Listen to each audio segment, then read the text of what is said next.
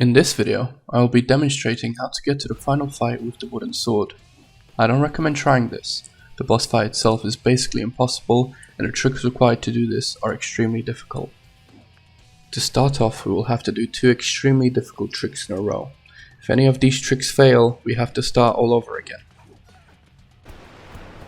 The first trick is called storage. If an action gets interrupted, the game stores the location of the uncompleted move. So the next time you attempt the move, the game will try and teleport you to that location it's stored. During this, the game ignores collision.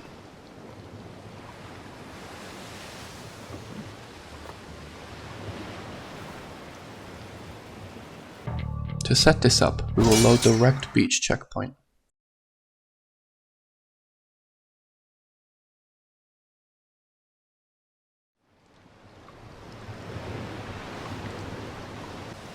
You will follow the same path as I am, which attracts all the crows to you.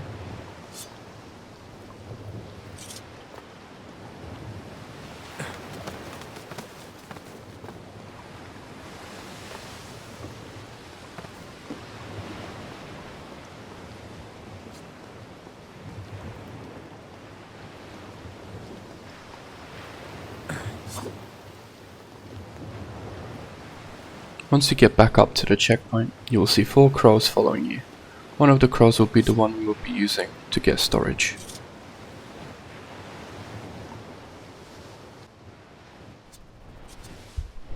This edge will be the location we will be using for storage.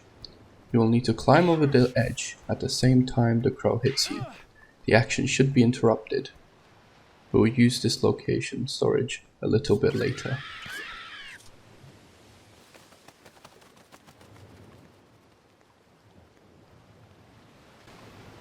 To make sure you don't activate storage by accident, make sure you aren't climbing over anything and instead wall running up edges.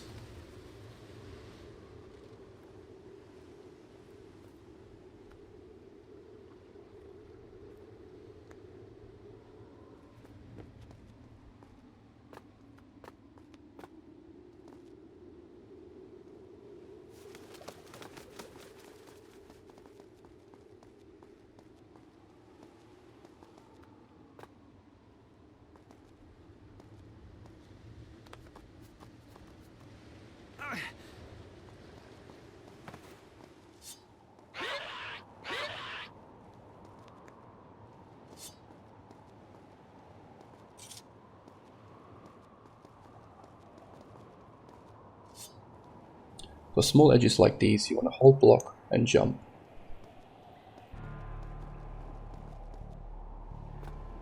Destroy him.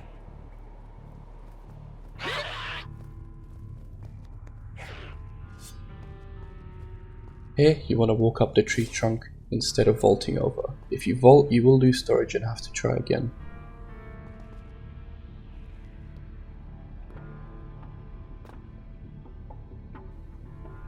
This upcoming trick is the hardest to do.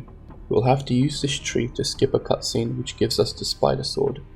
To set up this trick, you'll have to align the prince with this tree root in the ground. Walk forward until the prince feels some resistance and can't walk forward anymore.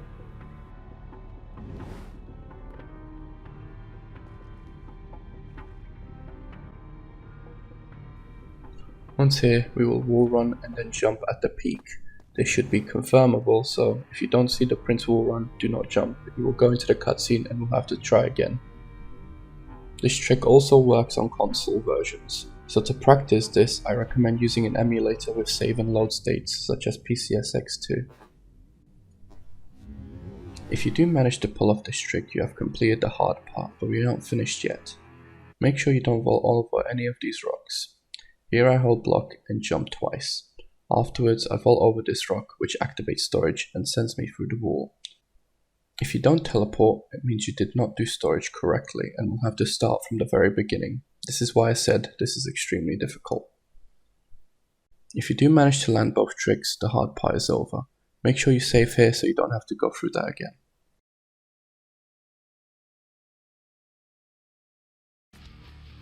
We will progress through the game like normal until we reach this area. We'll have to use a glitch called zipping. I made a whole tutorial on how to perform this glitch. So if you don't know how to zip, watch the video first. We will be lining ourselves up with this wall.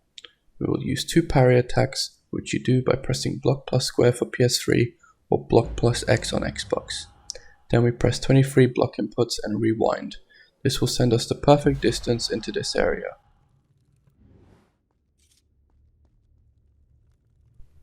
We will take this checkpoint and then fall off the edge to reload the area.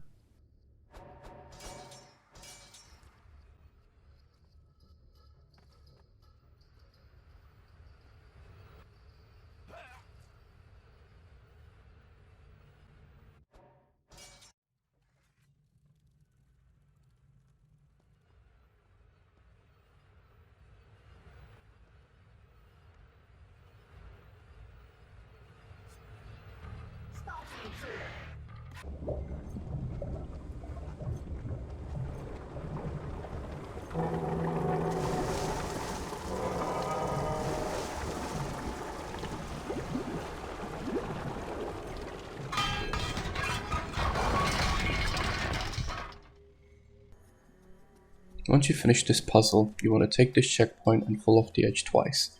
This will transform us into the sand wraith, which will help us not softlock, as well as give us infinite sand powers, which we will need for later glitches.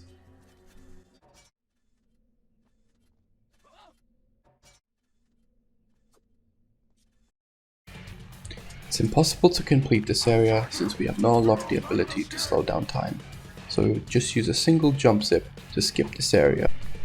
I do 2 jumps here, but that's unnecessary.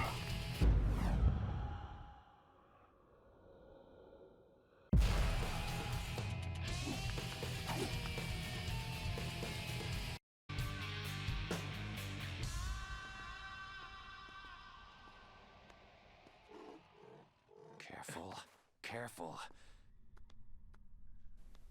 This area is also impossible without slowdown, so we will hug the left wall in order to not trigger the cutscene. We will then use a block roll to zip past this area.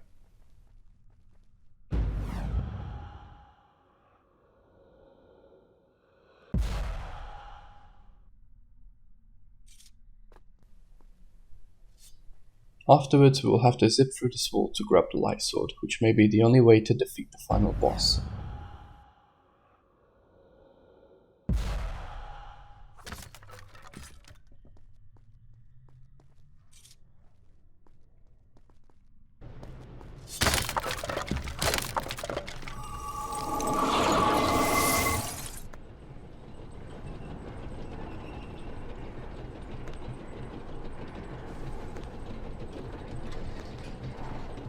We'll progress through the game normally until we reach this area. We will hang off this ledge and jump.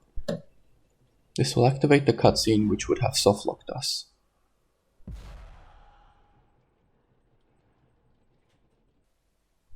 After this, we can progress through the game until we reach the final boss.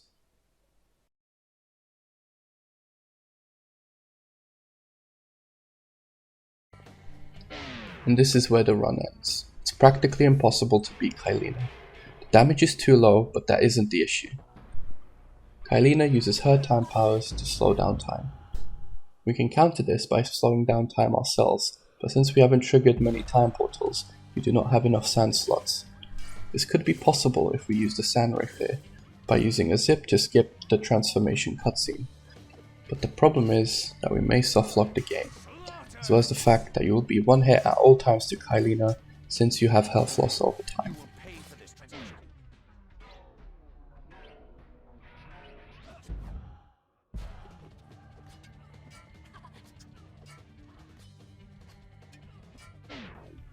Sorry for the disappointing ending.